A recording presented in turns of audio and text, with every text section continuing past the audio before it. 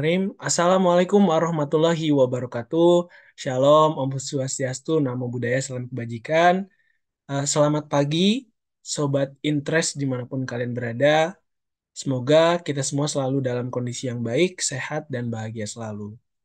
Nah, bertemu kembali di acara kesayangan kita semua, Bistik Tuna, bincang santai tentu asik terkait keuangan negara. Nah, di pada saat ini kondisi di mana teknologi menjadi salah satu hal yang sangat penting dan tidak terpisahkan dari kehidupan kita sehari-hari, di mana dengan adanya teknologi dapat membantu kita dalam eh, mempercepat maupun mempermudah penyelesaian pekerjaan yang kita miliki. Nah, salah satunya adalah dalam melakukan pembayaran atas belanja ataupun tagihan-tagihan yang kita miliki. Sesuai dengan eh, tema yang kita bahas pada pagi hari ini, yaitu terkait dengan transaksi common expense melalui platform pembayaran pemerintah. Nah, bersama kita sudah hadir ya tamu yang spesial, seorang wanita ya, pelaksana seksi MSKI, sekaligus juga CSO pada Kantor Pelayanan Perbendaharaan Negara Sorong, Mbak Nadia Putri Cahyani. Selamat pagi, Mbak. Selamat pagi, Mas Idan. Pagi. Bagaimana nih kabarnya? Sehat? Sehat, Mbak? Sehat selalu, harus sehat Sehat juga selalu. kan? Alhamdulillah Mas Idan aku sehat. gimana? Saya di Bandung, Mbak. Mbaknya di mana nih? Lagi di mana? WFHB kan ya? Lagi di rumah, iya, Lagi di lagi di rumah. Solo. Solo. Lagi Oke. menikmati masa-masa Masa-masa WFH. PFAB. Oke, siap. Ya, Sehat-sehat terus ya, Mbak. Oke, mungkin untuk mempersingkat waktu, kita langsung ke materi aja ya, Mbak ya. Nah, ini nih, pertama aku pengen tanya nih, sebenarnya apa sih Mbak yang dimaksud dengan platform pembayaran pemerintah itu? platform pembayaran pemerintah. Nah, untuk platform pembayaran pemerintah sendiri itu adalah interkoneksi sistem antara core system dengan sistem pendukung, sistem mitra, dan juga sistem monitoring dalam rangka pelaksanaan pembayaran pemerintah. Nah, di sini core sistemnya itu ada aplikasi gaji, SPAN, dan juga Sakti.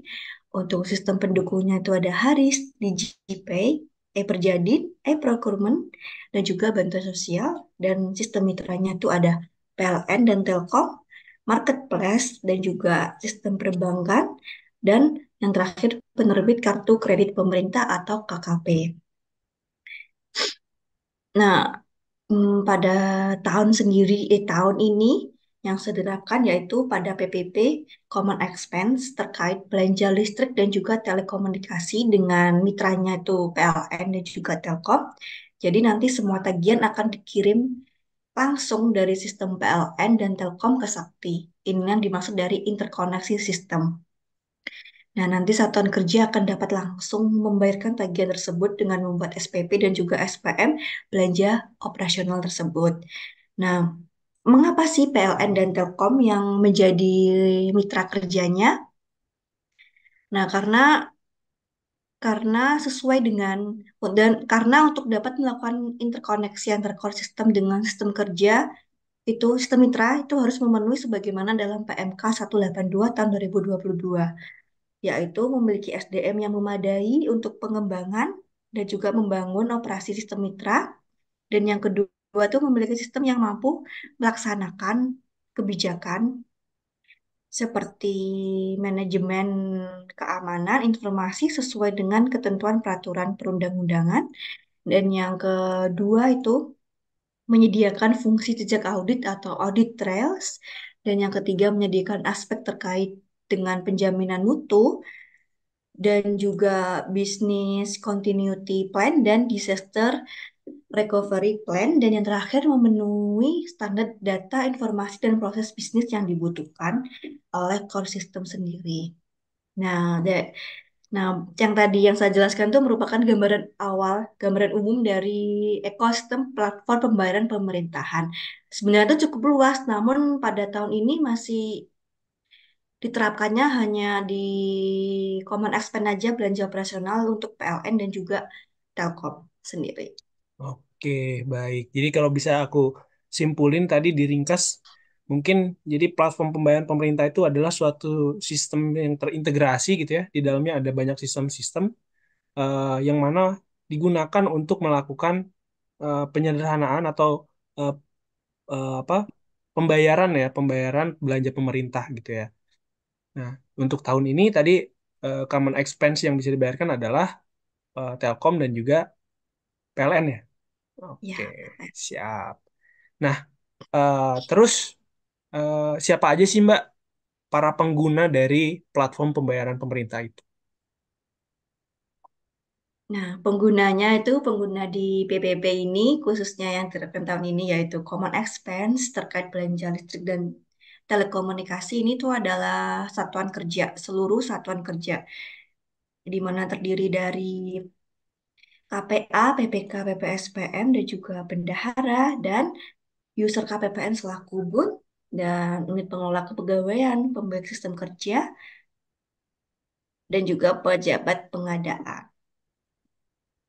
Oke, berarti Ya, mulai dari Satker, KPPN gitu ya, juga Mitra ya. ya, Dari tadi ya usernya mitra itu. juga.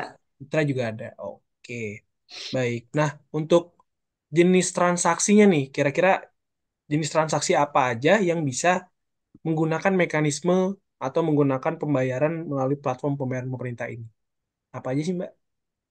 Nah, seperti yang sudah saya singgung tadi kan, nah untuk tahun ini tuh penerapannya tuh di common expense-nya terkait PLN dan juga Telkom. Nah, nanti ke depannya tuh akan ada transaksi lain, yaitu ada marketplace untuk pengadaan sederhana, perjalanan dinas, hingga bantuan sosial. Namun itu masih dalam tahap apa ya? Bukan tahun ini pelaksanaannya, masih di tahun Hmm, depan kemungkinan. perencanaan berarti ya masih masih Ya, direncana. masih dalam perencanaan, dalam apa? Menyempurnakan. Oh, penyempurnaan. Piloting lah ya. Ya, masih Oke. piloting. Oke, berarti selain Telkom dan PLN tadi, oh, apa bisa juga tadi ya e-commerce pengadaan sederhana, terus juga tadi Ya, bansos ya Mbak, ya ada bansos, perjalanan dinas juga. perjalanan dinas juga. Oke.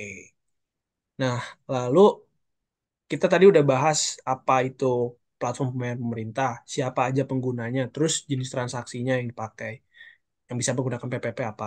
Nah, aku pengen tanya, sebenarnya manfaat dari PPP ini tuh apa sih Mbak? Gitu. Apa manfaatnya? Nah, manfaat PPP sendiri itu ada yang pertama itu ada simple, di mana sistemnya tuh akan dibuat simple, interkoneksi, yaitu menghubungkan core system dengan berbagai sistem, dan juga single entry, di mana entry data hanya dilakukan di luar core system dan juga digitalisasi. Nah, yang kedua itu ada data analitik, di mana ada big and detail, di mana data terkait belanja pemerintah pusat tersedia dengan sangat rinci dan juga digital, data lebih lengkap dan dapat diolah untuk berbagai macam keperluan dan juga dashboard di mana maintenance kualitas data dan menyajikan data sesuai dengan keperluan user. Dan yang ketiga itu ada transparan di mana progres transaksinya dalam proses pembayarannya itu posisi dokumen pembayaran pemerintah dapat dipantau dan juga audit trail data lebih lengkap dan dapat dilakukan untuk keperluan audit dan juga rekonsiliasi di mana data menyajikan data untuk keperluan rekonsiliasi. Dan yang terakhir tuh yang keempat tuh ada efektif dibagi menjadi dua di sini tuh ada sebagai di internal sendiri tuh ada schedule payment di mana mendukung pengelolaan kas dan akurasi transaksi lebih terjamin dan juga untuk eksternal yaitu dengan digitalisasi terjadi pengurangan pekerjaan administrasi dan klerikal pada KL sehingga dapat lebih fokus pada pelaksanaan tugas dan fungsinya. Dan yang kedua itu penerimaan manfaat mendapatkan kepastian pembayaran sehingga dapat membantu manajemen kas. Oke, Mungkin baik. itu aja ada empat sih manfaat PPP Ada ini empat kalau ya. yang garis Oke, jadi besarnya. pertama tadi ada simple, simple dalam artian di mana sistemnya ini sudah terintegrasi gitu ya, interkoneksi tadi Mm-mm.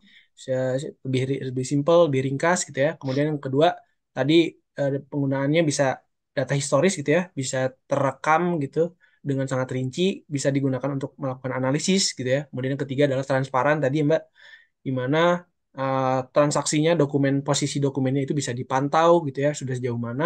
Kemudian yang terakhir tadi efektif ya, di mana baik secara internal maupun eksternal gitu ya, dalam membantu manajemen kas gitu ya. Oke.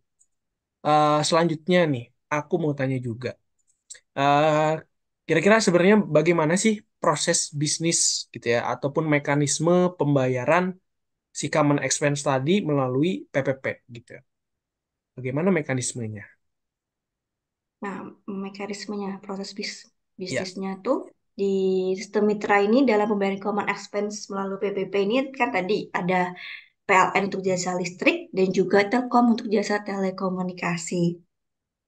Nah, sebelum melalui PPP itu pada existingnya tuh dulu tuh sistem PLN Telkom tersendiri dan sistem tidak terinterkoneksi. Dokumen tagihan telepon dan listrik didapatkan dengan cara beragam dan juga semua dokumen pembayaran dicetak dan berkas itu masih diantar ke KPPN secara fisiknya. Nah, semenjak pada melalui PPP ini, sistem PLN dan Telkom itu akan interkoneksi dengan Sakti. Dan semua proses di dalam sistem DJBB, dokumen tidak perlu lagi dicetak dan sedia dalam sistem dalam bentuk PDF tagihan, SPP maupun SPM yang ber-TTE. Dan juga berkas diantar ke KPPN melalui Sakti, yaitu melalui elektronik. Jadi tak perlu lagi fisik sih. Nah, dampaknya sendiri itu penerapan schedule payment yang sudah saya jelaskan tadi, pengelolaan kas negara yang lebih baik, interkoneksi end-to-end system, dan juga penyempurnaan perencanaan anggaran. Nah, nanti semua dokumen tagihan terkait PLN dan Telkom itu akan langsung dikirimkan ke Sakti. Satuan kerja di sini harap mengingat tanggal pengiriman tagihan PLN dan Telkom yaitu pada tanggal 8. Satuan kerja nanti tinggal dapat membuat SPP dan SPM atas tagihan tersebut setelah tanggal 8. Nah, di sini tuh ada to-do list yang dapat dilakukan oleh satuan kerja karena apa mekanisme common expense ini, mekanisme PPP ini akan segera dilakukan penerapan pembayarannya di bulan Oktober untuk tagihan bulan September, tagihan listrik maupun tagihan telepon. Yang pertama itu pada tanggal 21 sampai dengan akhir bulan, tanggal 21 September ini, atau sampai akhir bulan September ini, Satuan Kerja melakukan perekaman data pelanggan berupa ID pelanggan dengan mengirimkan ID pelanggan tadi. Nah, di sini PLN dan Telkom akan melihat bahwa ID yang dikirimkan tadi, yang direkam tadi, akan dibayarkan melalui PPP. Nah, pada mekanisme ini dilakukan satu kali saja, selama tidak ada perubahan. Nah, yang kedua itu pada tanggal 8, tagihan tersebut akan terkirim otomatis ke Sakti Satuan Kerja. Nah, setelah tanggal 8, yaitu tanggal 8 hingga tanggal 13, Satuan Kerja dapat melakukan perekaman SPP dan juga SPMLS untuk belanja operasional. Nah, yang terakhir akan diproses oleh KPPN SPM tersebut dan akan jadi SP2D paling lambat tanggal 18 bulan berkenaan. Mungkin itu proses bisnisnya secara singkat, secara menyeluruh sih. Belum menyeluruh sih, masih secara singkat, secara umum secara umum, yang dapat secara garis di, besarnya gitu ya. ya, Oke, garis besarnya. oke. Jadi ada beberapa poin yang aku bisa tangkap tadi sebenarnya ternyata prosesnya itu tidak lagi perlu menyampaikan secara fisik gitu ya, Mbak ya. Tapi cukup Ya, dengan nggak perlu. mengupload dokumen-dokumen melalui Sakti gitu ya. Jadi sudah bergeser dari yang sebelumnya konvensional dan manual gitu ya, menjadi ke arah yang lebih digital gitu ya, Mbak ya. Dan terotomatisasi by system gitu. Nah, untuk nanti terkait dengan mekanisme lebih detailnya, kita akan bagikan materinya di link deskripsi nanti. Ya. So, nanti ditunggu aja. Oke, untuk selanjutnya nanti aku mau tanya juga nih, bagaimana sebenarnya tahap implementasi dan progres dari PPP ini dari awal sampai dengan saat ini nih Mbak, di tahun 2024. Sebenarnya awal mulanya itu kapan sih PPP ini gitu? Nah, progres implementasi PPP ini sendiri dilakukan pada tahun 2021. Nah, untuk piloting common expense dan juga yaitu terdiri dari listrik dan komunikasi, Fase satunya itu diterapkan di DJPB dulu terlebih dahulu. DJPB dan kantor pusat Setjen Kementerian Keuangan dengan satker berjumlah 218 satker. Nah, pada tahun 2022 sendiri itu terdapat perluasan piloting Common Expense fase 2, di mana satkernya tuh unit eselon 1 Kementerian Keuangan, non-kantor vertikal dengan jumlah satker 248 satuan kerja. Nah, pada tahun 2023 sendiri, perluasan piloting Common Expense fase 3 di mana itu seluruh satker Kementerian Keuangan di mana di kantor vertikal maupun non vertikal dengan jumlah satker 882 satuan kerja.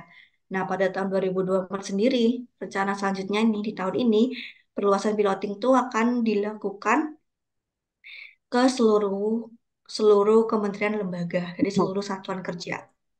Nah, untuk tahap implementasi pilotingnya pada tahap satu terdapat 3 tahap sih. Nah, namun pada tahun ini masih di tahap satu yaitu belanja gaji. Nah, belanja gaji sendiri itu masih di Kementerian Keuangan, diterapkan di Kementerian Keuangan, jadi masih belum ada di kementerian lain, belum ada di KL lain, dan juga belanja operasional yaitu Common Expense yang diterapkan ke satuan kerja atau KL lain. Dan tahap 2 sendiri itu ada belanja tukin yang akan direncanakan nanti, belanja tukin, belanja uang makan, dan juga belanja uang lembur. Dan tahap 3 terakhir ada belanja perjadin, belanja pengadaan sederhana, dan juga belanja bantuan sosial. Mungkin itu aja sih tahapan implementasinya, tahapan Oke, baik. Terima kasih Mbak PBB. Nadia. Jadi progresnya sudah cukup lumayan ya, sudah cukup berarti sudah Ya, masuk jalan tahun keempat kali ya, 2021, ya 2022, tahun 2023, keempat. 2024. Dan di mana yang baru tadi untuk di 2024 tadi rencananya adalah perluasan piloting untuk Common Expense ke seluruh KL ya, Mbak ya. Jadi bukan hanya di Ya, Kementerian Keuangan, melainkan juga di kementerian-kementerian lembaga lainnya gitu. Nah, eh eh, luar biasa sekali eh, perbincangan kita di pagi hari ini. eh Senang rasanya bisa berbagi ilmu gitu ya Mbak. Terima kasih banyak atas ilmu yang telah diberikan.